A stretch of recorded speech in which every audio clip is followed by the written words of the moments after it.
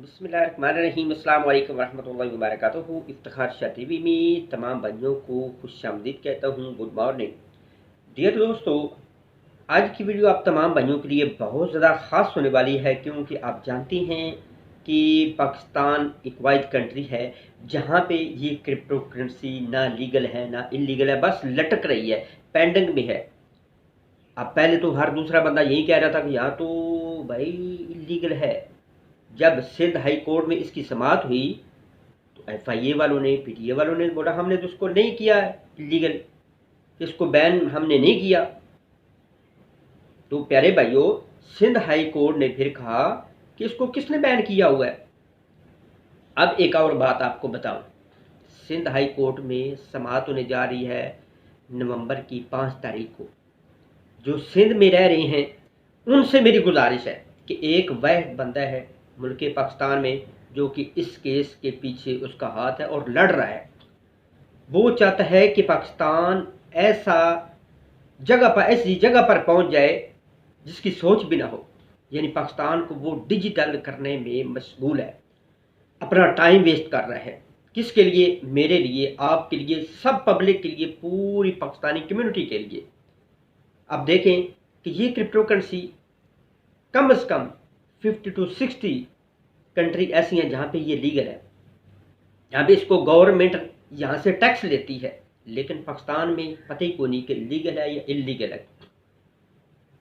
उम्मीद करता हूँ कि आप तमाम भाई जो है वो कोशिश करेंगे, जो खास तौर पर सिंध में रह रहे हैं। एक बंदा लड़ रहा है, सिंध की वेबसाइट पर जाएं, वहाँ पे प्यारे भाइयों इसको आप ट्राई करें, सर्च करें कि जो डिजिटल करेंसी के बारे में केस है उसके बारे में कम से कम आपने एक वकील को लेकर पेश होना है।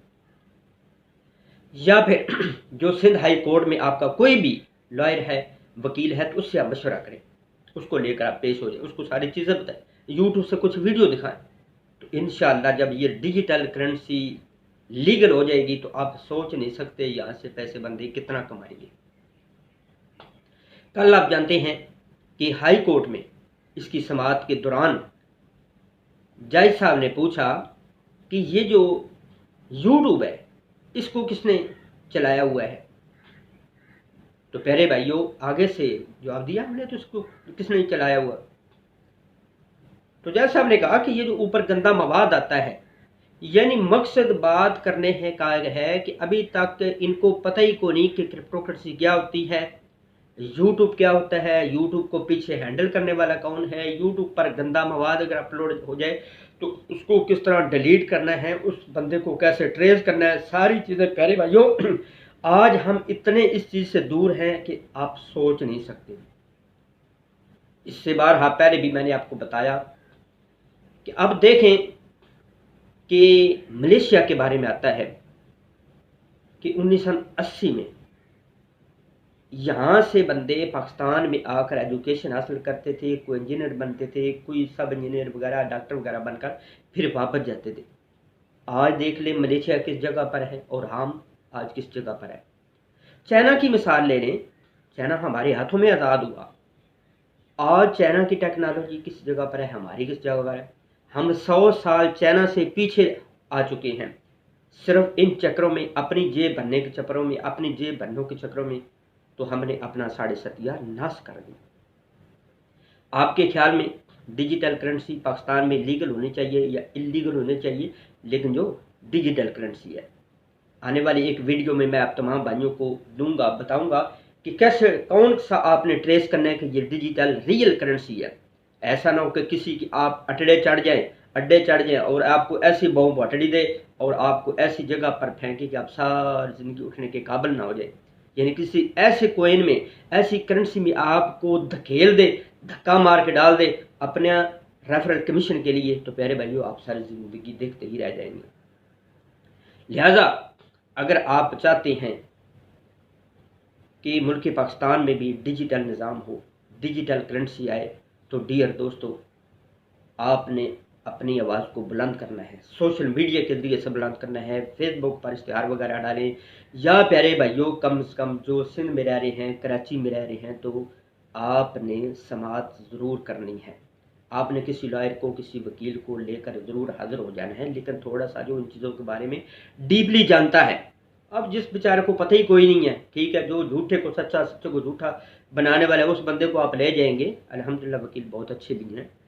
अब देखिए, सिर्फ और सिर्फ एक वैध बंदा है मुल्क पाकिस्तान में जो कि इस केस को धूम धड़के के साथ लड़ रहा है। कोई भी किसी किस्म का भी यूट्यूब पर आंच आती है, पबजी पर कोई आंच आती है, तो प्यारे भाई वो बंदा सीना तार कर आगे आ जाता है। अगर वो बंदा इस दुनिया से चला गया, एक तो आपने उसके लिए उसके हक में दुआ करनी है वकार ज़का के लिए। दूसरे नंबर पर आपने कोशिश करनी है, वो नहीं भी ठीक है, उसको हो सकता है कोई कैप्चर भी कर, उसको पकड़ ले और हवालात में बंद कर दे, तो उसकी जगह पर आपने होना है, मैंने होना है, सब ने होना है। तो मेरा साथ दीजिएगा, वकार ज़का का साथ दीजिएगा। जितने भी ये यूट्यूबर हैं इस पर अपनी आवाज़ बुलंद कर रहे हैं।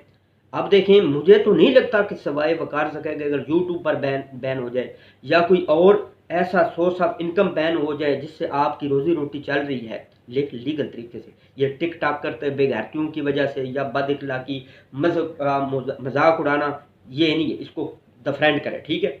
अगर आप का जो सोर्स ऑफ इनकम है वहाँ से इनकम आ रही है, ट्रेडिंग वगैरह कर रहे हैं, तो प्यारे भाइयों क्या बनेगा, कुछ नहीं बनेगा। लिहाजा कोशिश करें, जो जा सकते हैं लाजमी कोशिश करें कि मिक्स बॉक्स में अपनी राय का इजहार आपने लाजमी देना है कि डिजिटल निज़ाम होना चाहिए या नहीं होना चाहिए।